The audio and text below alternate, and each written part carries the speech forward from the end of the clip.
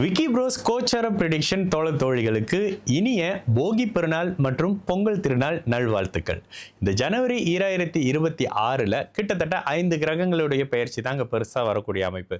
அதுலேயும் பார்த்தீங்கன்னா சந்திரன் 2 நாளைக்கு ஒரு தடவை மாறிடுவார். சந்திரன் இயல்பாகவே மாறிக்கிட்டு இருக்கக்கூடிய பிளானட்.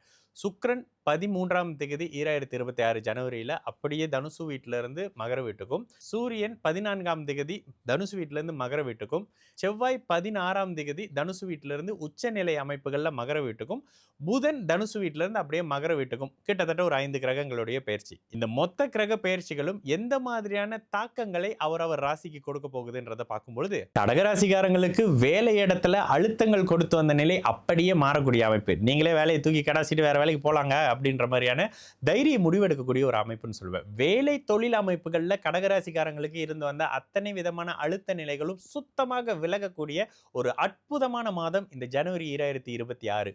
உண்மையிலேயே கடகராசிக்காரங்க அத்தனை பேரும் நல்லா இருக்க போறீங்க. இதுல உங்களுக்கு ஒரு குட் நியூஸ் சொல்ல போறேன். இவ்வளவு நாள் சொல்லாத ஒரு விஷயம். இந்த மாதத்துல உங்களுடைய வாழ்க்கை துணை யாருன்னு அடையாளம் காட்டப்படக்கூடிய ஒரு இனிய சம்பவம் கடகராசிக்காரங்களுக்கு நடக்க போகுது. என்னங்க அப்படி சொல்லிட்டீங்க அப்படின்னு கேட்டீங்கன்னா, 7ஆம் இடத்துல சுக்கிரன் செவ்வாயோடு இணைந்து உங்களுடைய ராசியை பார்க்க போறாருங்க. அட்டகாசமான நிகழ்வு. முதல் வாரத்திலேயே பௌர்ணமி அமைப்புகள் அப்படியே ராசியில வந்து அமரக்கூடிய தன்மைகள்ல சந்திரன் ஒளியாக தேய்பிரையா இருந்தாலும் ஒளியாக தான் வந்து அமர போறாரு. இந்த மாதத்துல நல்ல செலவு இருக்க போது, நல்ல பயணம் இருக்க போது, பயணத்தால் சந்தோஷம் இருக்க போது, வாழ்க்கை துணை இந்நேரம் பார்த்துருக்கங்க, ப்ரொபோஸ் பண்ணலாமா வேண்டாமா அப்படின்ற மாதிரியான நிலைமையை இளைய பருவத்தினர் ஓரளவுக்கு முடிவெடுத்து வச்சிருப்பீங்கல்ல, ஜனவரியிலேருந்து அப்படியே அவராகவே வந்து பேசி என் மேலே கொஞ்சம் விருப்பம் இருக்குங்க, வீட்டில் பேசலாமான்னு திருமணத்துக்கான ஒரு அமைப்புகளை கொடுக்கக்கூடிய தன்மை கொடுப்பாரு. இத்தனை வருஷமா நான் அதை சொல்லவே இல்லை கடகராசிக்காரங்களுக்கு.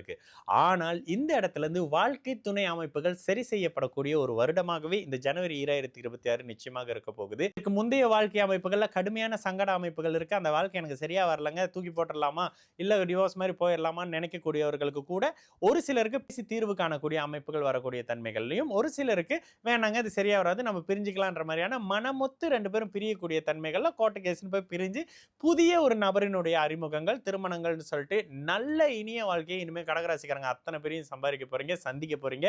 வேலை அமைப்புகள் நல்ல தன்மையில வந்துருங்க. பொருளாதார மாற்றம் வந்துடும். கடனுக்கு பயந்துகிட்டு இருந்தீங்கல்ல, இந்த கடன் எல்லாம் இனிமே இல்லை, நான் வேலைக்கு போறேன், நான் சம்பாதிக்கிறேன், நான் எனக்கு செலவு பண்ணிக்கிறேன், கடனையும் அடைச்சிடலாம், இப்போ என்ன வந்துருச்சுன்னு சொல்லி தைரியமாக வெளியில வரக்கூடிய அமைப்பு. அஷ்டம சனி எல்லாம் சுத்தமா தொடச்சிக்கிட்டு போச்சு. இதுக்கப்புறம் ஒண்ணுமே இல்லைன்னு சொல்லக்கூடிய கடகராசிக்காரங்களுக்கு வீட்டில் கொஞ்சம் பொண்ணு சேர்றது, பொருள் சேர்றது, தங்கம் சேர்றது, நகை சேர்றதுன்னு இனிய நிகழ்வுக்கான ஒரு சின்ன ஒரு விஷயமாவது பண்ணக்கூடிய ஒரு மாதமாக இருக்குங்க. உண்மையிலேயே மனநிறைவோடு கடகராசிக்காரங்களுக்கு நிறைய நல்லதுகள் அடுத்தடுத்து சொல்றதுக்கான காலகட்டம் இருக்கு.